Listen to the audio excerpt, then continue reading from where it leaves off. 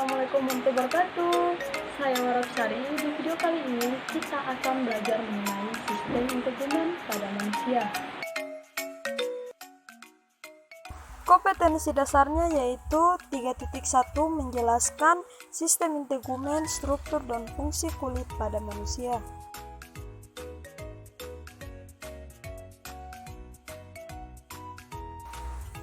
Indikator pencapaian kompetensi yaitu 1. Menjelaskan pengertian sistem integumen pada manusia, dan yang kedua, menjelaskan struktur dan fungsi kulit pada manusia.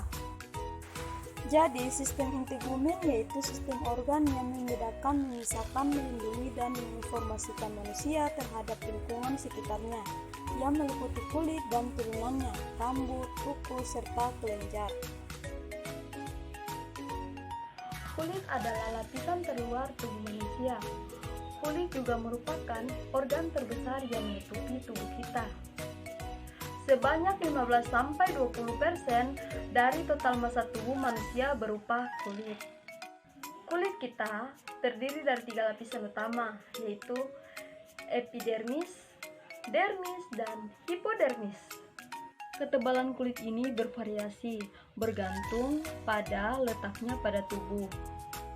Dari yang paling tipis yaitu kurang dari 0,5 mm, yang paling tebal bisa mencapai 4 mm, misalnya kulit pada telapak kaki. Selain berfungsi sebagai penutup, kulit juga memiliki beragam peranan dalam kehidupan kita. Kulit memungkinkan interaksi antara kita, pemilik tubuh, dengan dunia luar yang merupakan suatu sistem yang disebut sistem integumen, yang mana termasuk di dalamnya rambut, kuku, kelenjar, dan sel saraf khusus. Beberapa fungsi penting dalam organ kulit adalah sebagai proteksi, regulasi, dan penerima rangsangan. Sebagai fungsi proteks, kulit melindungi tubuh kita dari berbagai macam ancaman yang kita dapatkan dari lingkungan, misalnya infeksi, serangan dari mikroorganisme lainnya, kerusakan karena radiasi matahari, dan zat-zat berbahaya yang berada di sekitar. Kulit juga berfungsi menahan tekanan dan benturan dengan kolagen lentur yang merupakan kandungan utama lapisan dermis. Sebagian besar dermis terdiri dari sel kulit yang bernama keratinosit. Sel-sel ini berganti secara menyeluruh setiap sebulan atau 4 minggu. Saat sel baru terbentuk di bagian dasar akan mendorong sel-sel yang lebih tua akan mendorong ke bagian atas. Saat sel-sel ini bergerak ke atas, sel-sel ini akan diisi oleh protein yang dikeraskan yang dinamakan keratin. Pada proses ini, sel-sel ini membentuk lapisan-lapisan bertumpuk yang rapat yang tahan air sehingga sulit untuk dimasukkan organisme-organisme penginfeksi. Namun kenapa ada mikroorganisme atau mikroba yang berhasil masuk ke dalam lapisan epidermis dan ingin masuk ke dalam tubuh akan berhadapan langsung dengan sel-sel Langerhans. Sel-sel Langerhans berupa kelompok sel pertahanan pada kulit. Sel Langerhans akan mendeteksi mikroba penyerang dan akan memberikan sinyal kepada sel T dari sistem kekebalan tubuh. Sel T ini akan berinteraksi dan memiliki aktif atas respon kekebalan tubuh. Bagian terpenting kulit sebagai proteksi adalah ribuan spesies dari mikroorganisme yang hidup di permukaan kulit, lipatan, dan sela-sela pada kulit. Mikroorganisme ini berupa bakteri dan fungi, dapat hidup dalam saat berminyak yang dihasilkan oleh kelenjar atau lapisan dermis.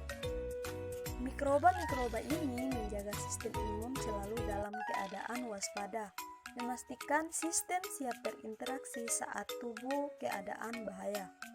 Selain berfungsi sebagai proteksi, kulit juga berfungsi sebagai regulasi, di mana merupakan organ pendeteksi sekaligus membantu mengatur suhu tubuh. Kulit dapat mendeteksi suhu lingkungan yang panas atau dingin, yang kemudian disampaikan ke otak. Saat informasi ini diterima, otak akan memberi respon ke pembuluh darah yang ada pada kulit. Akibatnya pembuluh darah akan merenggang jika tubuh terlalu panas, yang mana terjadinya proses pelepasan panas dari darah melalui kulit atau penyempitan pembuluh darah jika tubuh terasa dingin, sehingga menyerap panas dari lingkungan.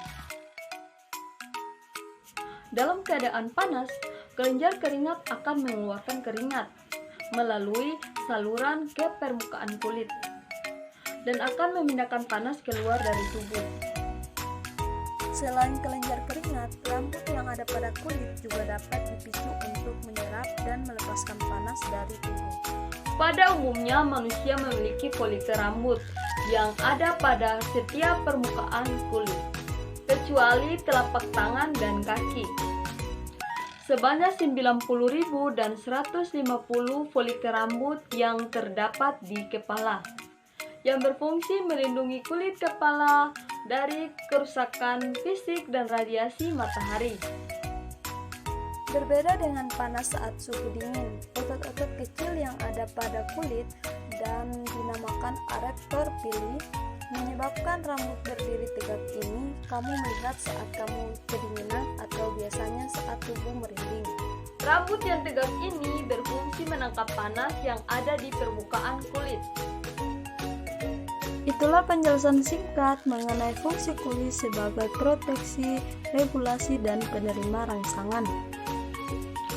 Mungkin itu saja yang dapat saya sampaikan. Semoga materi tentang sistem integumen pada manusia bisa bermanfaat untuk kita semua. Sekian dan terima kasih. Wassalamualaikum warahmatullahi wabarakatuh. Dadah.